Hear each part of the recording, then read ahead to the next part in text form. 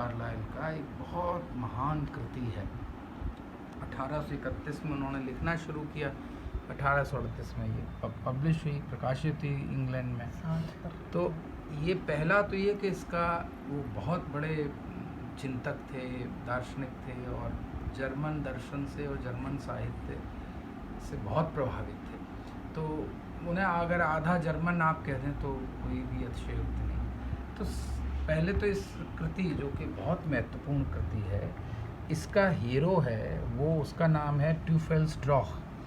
तो ये जो ट्यूफेल्सड्रॉख है, ये बड़ा आपको टेढ़ा नाम लग सकता है कि भाई ऐसा, ये सार्थर रिसोर्टस का मतलब है द टेलर रिटेलर्ड।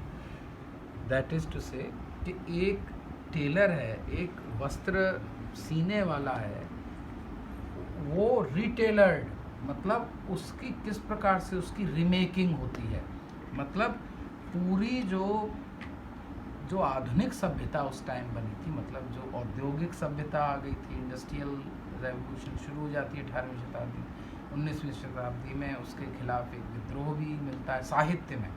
हालांकि समाज में तो वो जड़ें जमा लेती है। तो जो साहित्यिक थे, जो वहाँ के कलाकार थे, लेखक थे, वो लोगों को पता था कि इससे भयंकर परिणाम होंगे अगर एथिक्स को, नैतिकता को अलग कर देंगे, और जो उनका क्रिश्चियनिटी का जो रिलीजियस सिग्निफिकेंस है, अगर हम उसको अलग कर देंगे तो इसके भयंकर परिणाम होंगे। तो उन लोगों ने एक तरह से अपनी कृतियों के द्वारा उसको चेताया, है ना, उसको चेताया। और उसको जब उन्होंने तो उसके तरीके की उन्होंने कहानियाँ लिखी। तो सार्थर रिसोर्टस भी उसी तरह, जैसे मिल्टन ने पूरा पैराडाइज लॉस्ट लिखा, फिर पैराडाइज रिसोर्ट, पैराडाइज रिगेन लिखा, कि भाई अगर आप धर्म से च्युत हो, उनके जो क्रिश्चियनिटी का अपना एक मत है, रास्ता है, उससे अलग हो जाओगे क्राइस्ट की टीचिंग से, तो आपके पास पैराडाइज आपका ख़त्म हो जाना है ना। इसी प्रकार से जो जॉन बुनियन है, वो बहुत बड़े कथाकार हैं, उन्होंने पिलग्रिम्स प्रोग्रेस लिखा। कैसे आप अपने नैतिकता के मार्ग से अलग हट जाएंगे तो कितने आपके भयंकर परिणाम होंगे। तो इसी प्रकार से ये जो कार्लाइल है, ये भी बहुत बड़े लेखक थे। तो इन्होंने उस आधुनिक सभ्यता, जो कि एक औद्योगिक सभ्यता थी, उसके भयंकर दुष्परिणाम क्या हो सकते हैं, उसकी चर्चा उन्होंने, उसका दर्शन प्रस्तुत किया अपनी सार्थर रिसोर्टस में। और इसका हीरो उन्होंने ट्यूफेल्सड्रॉख को बनाया, जिसका मतलब था कि डेविल्स डंग, कि ये एक शैतान का मल है ना, जिसे हींग को कहते थे। एक्चुअली ट्यूफेल्सड्रॉख जो था वो डेविल्स डंग, हींग को कहते थे। तो आप ये देखिए कि पूरी सभ्यता के केंद्र में उन्होंने मल रख दिया, और हींग को ये कहा जाता है कि उससे बड़ी दुर्गंध आती है। हालांकि खाना कभी स्वादिष्ट बना देती, लेकिन उससे बड़ी दुर्गंध आती है। तो आप सोच सकते हैं कि कार्लाइल बहुत ही एग्रेसिव राइटर था, और एक तरीके से डिडक्टिक और सैटेरिक भी था। तो उसने कितना क्रूर व्यंग्य आधुनिक सभ्यता पे किया उस समय। ये आपको ध्यान रहना चाहिए कि कार्लाइल की कृतियों का बार बार जो स्मरण है वो महात्मा गांधी करते हैं अपनी राइटिंग्स में। वो बहुत प्रभावित थे कार्लाइल से, ख़ास तौर से कार्लाइल ने जिस तरह से औद्योगिक सभ्यता को, जिसे आप आधुनिक सभ्यता कहते हैं, जैसे गांधी ने हिंद स्वराज में आलोचना की, उसकी धज्जियाँ उड़ाते हुए आधुनिक सभ्यता को, तो कार्लाइल गांधी उससे प्रभावित थे, जैसे टॉल्स्टॉय से भी प्रभावित थे, थॉरो से प्रभावित थे। तो मैं आपको कुछ समय मिलेगा तो इसके कुछ अंश बताऊंगा। आप इसके पहले कुछ चैप्टर्स के नाम देख लीजिए, मैं बाद में, क्योंकि समय नहीं है। पहला चैप्टर इसका है प्रिलिमिनरी, जिसमें एक फिलॉसफी ऑफ क्लोथ्स है। आप ध्यान रहे कि फिलॉसफी ऑफ क्लोथ्स भारत में सबसे बड़ी फिलॉसफी ऑफ क्लोथ्स है। वासांस जीर्णा नेथा व्याय नवान गृहणाति नरोपराणि।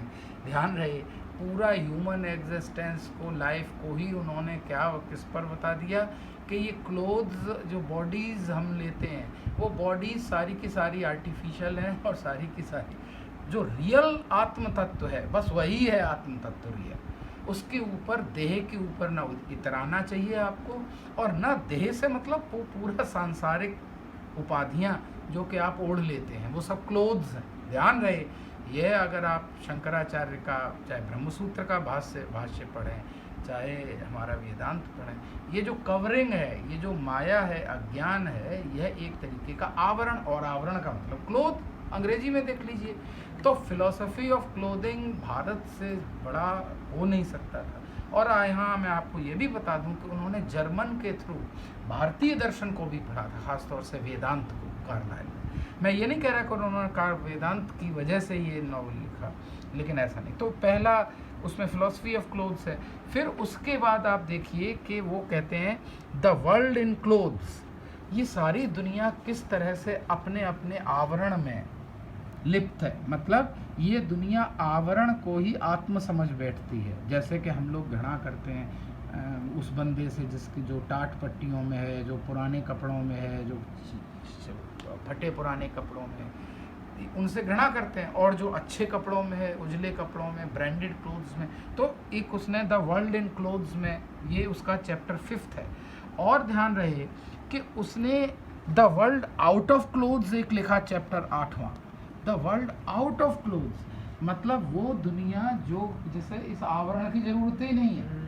अब ऐसी दुनिया, तो आप ध्यान रहे हमारे यहाँ जैन पद्धति है, इसमें दिगंबर भी हैं और श्वेतांबर भी हैं, वो त्याग देते हैं। हमारे हिंदू धर्म में, सनातन धर्म में ऐसे परमहंस हैं, आप पूरा महाभागवत पुराण पढ़िए, जिन्होंने कपड़े सारे त्याग दिए।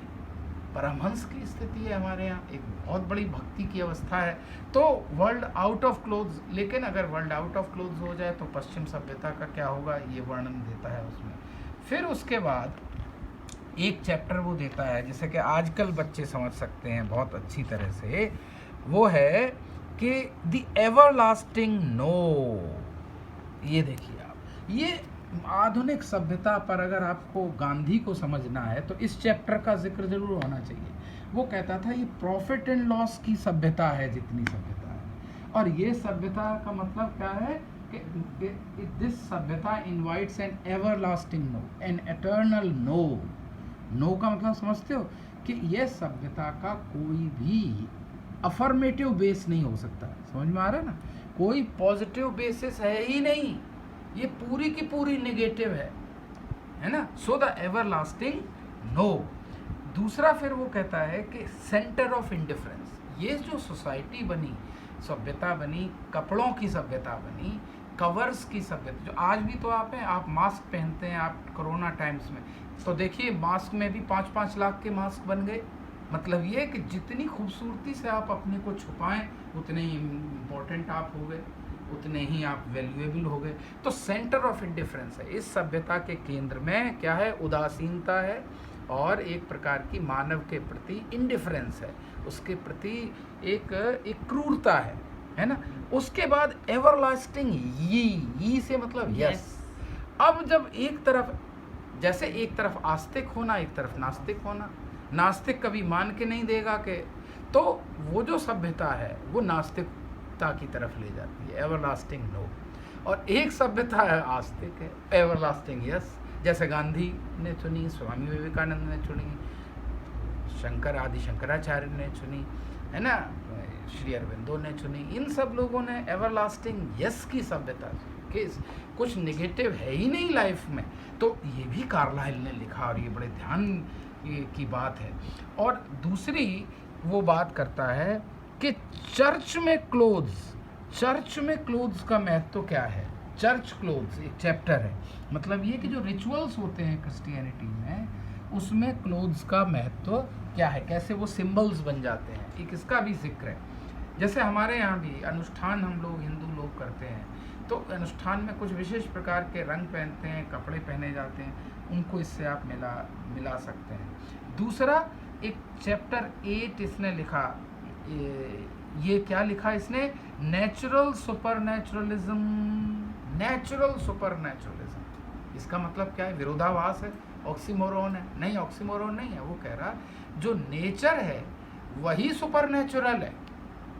The most natural thing is an expression of its सुपरनेचुरलिज्म।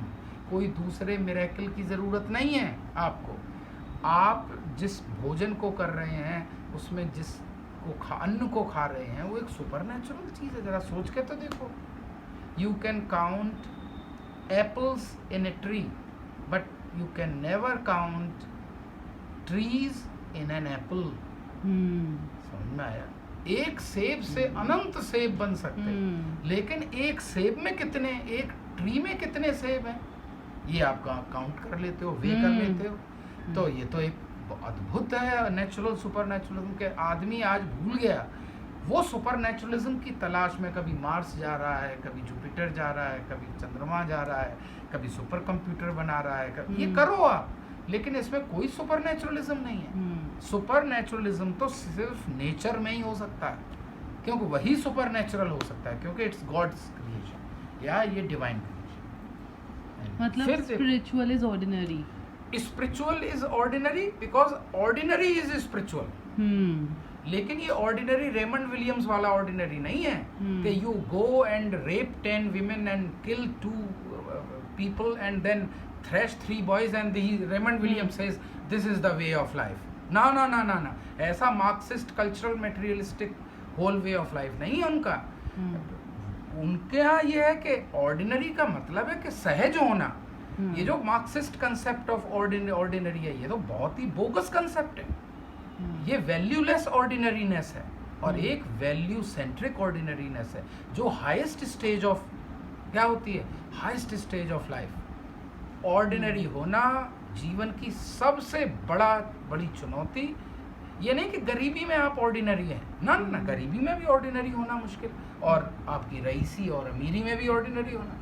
Ordinary होने का मतलब है वो मध्य मार्ग, वो जीवन मुक्त की अवस्था है जिसको कि बिरले ही पा सकते हैं, ना. फिर वो कहता है आजकल के बच्चे द डेंडाइकल बॉडी, डेंडीइज्म से बना, कि आप लोग तो कोई स्लिमिंग कर रहा है, कोई योग कर रहा है, कोई प्राणायाम कर रहा है. आप भारत में देख लो, इमेज योगा कर रहे हैं. सब आप किसके, आपने आइकन्स क्रिएट किए, हीरोज के, हीरोइंस के, वो जो अपना सारा ध्यान शरीर पे ही दे दिया, और आपके आइकन्स वही हैं.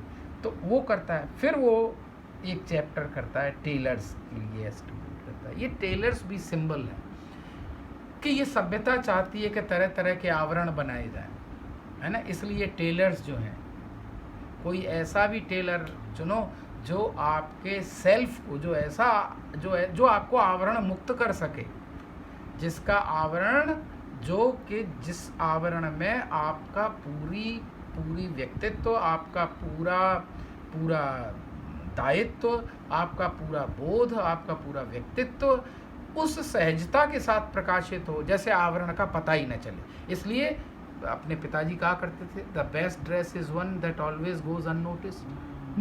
बब्बा कहते थे कि नहीं, बब्बा का फेवरेट सेंटेंस. वो कहते थे the dress that gets noticed has some flaw, but the best dress is one that fulfills both the conditions, either you are with clothes or without clothes. हमें क्या मतलब है, की लोड है, ये तो तुम्हारी नज़र पे छोड़ते हैं, लेकिन जो नोटिस ना हो पाए वही सहज है.